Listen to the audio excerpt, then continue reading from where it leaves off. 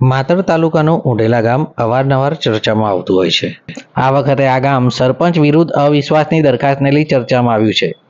સરપંચ ઇન્દ્રવદનભાઈ પટેલ વિરુદ્ધ છેલ્લા કેટલાક વર્ષોમાં ત્રણ વાર અવિશ્વાસની દરખાસ્ત રજૂ થઈ, પરંતુ જ્યારે અવિશ્વાસની દરખાસ્ત પર સભા યોજાવાની હોય ત્યારે કોઈને કોઈ કારણોસર આ દરખાસ્ત રદ થતી હોય છે. આવી વધુ એક ઘટના આજે બની છે.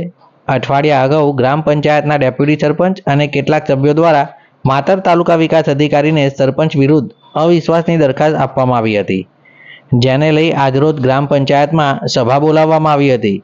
પરંતુ જ્યારે વારી આવી વોટ આપવાની, ત્યારે અવિશ્વાસની દરખાસ્ત કરવામાં સૌથી આગળ રહેનારા મૂળરાજસિંહ ચૌહાણ અને એક મહિલા સભ્ય જ આ સભામાં ગેરહાજર રહ્યા, જેના કારણે વધુ એકવાર સરપંચ વિરુદ્ધની અવિશ્વાસની દરખાસ્તનો રકાસ થયો અને સરપંચ ઇન્દ્રવદનભાઈ પટેલનું પદ યથાવત રહ્યું.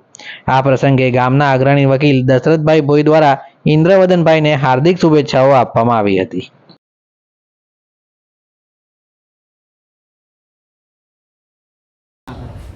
આજ રોજ ઉઢેરા ગામે ઉઢેરાના સરપંચ શ્રી ઇન્દ્રવદન મણિભાઈ પટેલની વિરુદ્ધ અવિશ્વાસની દરખાસ્ત બાબતે મિટિંગ કરવામાં આવી.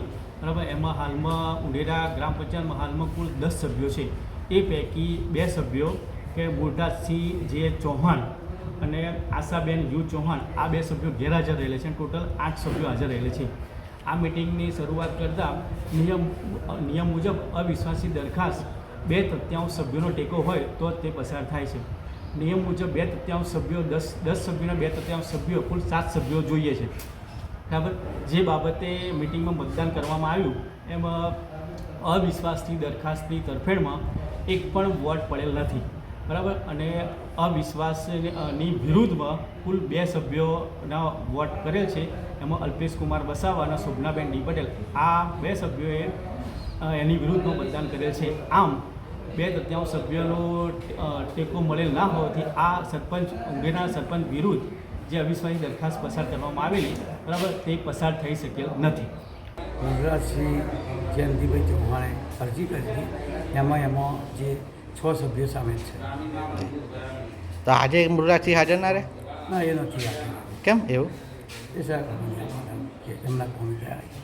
સાહેબ, કારણ શું હતું આ અવિશ્વાસની દરખાસ્ત? અવિશ્વાસની દરખાસ્તમાં જે તે વિકાસના કામો થતા એ લોકોને એવું કહેવા માંગે છે કે અમને આ ગ્રાન્ટો પાસ થાય તો અમને કંઈક ગ્રાન્ટો નથી આપો, આ કરો એટલે મેં કહ્યું કે અમને અમારી રીતે થતું હોય વિકાસ કરવાનો, આપણે ગ્રાન્ટોથી આપણે નહીં જીવવાનું.